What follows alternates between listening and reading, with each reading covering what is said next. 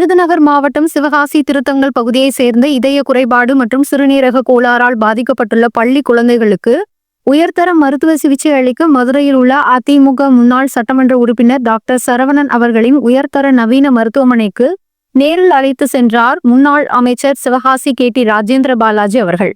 விருதுநகர் மாவட்டம் சிவகாசி திருத்தங்கல் மேலரத வீதியில் வசித்து வரும் கூலி தொழிலாளிகளான மாரிமுத்து முத்துப்பாண்டியம்மாள் தம்பதியினரின் 8 வயது மகள் சஞ்சனா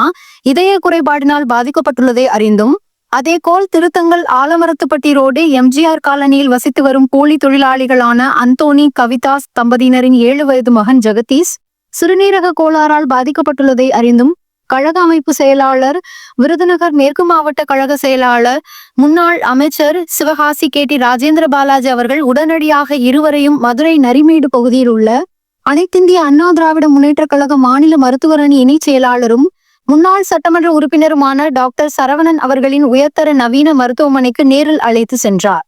அவர்களின் மருத்துவ அறிக்கைகளை பார்வையிட்ட கழக மாநில மருத்துவர் அணி இணைச் செயலாளரும் அதிமுக முன்னாள் சட்டமன்ற உறுப்பினருமான டாக்டர் சரவணன் அவர்கள் இருவருக்கும் அளிக்க வேண்டிய மருத்துவ சிகிச்சைகள் குறித்த விவரங்களை முன்னாள் அமைச்சர் சிவகாசி KT ராஜேந்திர பாலாஜி அவர்களிடம் தெரிவித்து உரிய மருத்துவ சிகிச்சை அளிப்பதாக தெரிவித்தார். கழக மாநில மருத்துவர் அணி இணைச் செயலாளரும் அதிமுக முன்னாள் சட்டமன்ற உறுப்பினருமான டாக்டர் சரவணன் அவர்கள் தனது உயர்தர நவீன மருத்துவமனை வாயிலாக எந்த ஒரு எதிர்பார்ப்பும் இல்லாமல் ஏழை எளிய மக்களுக்கு மருத்துவ சேவையாற்றி வருகிறார்.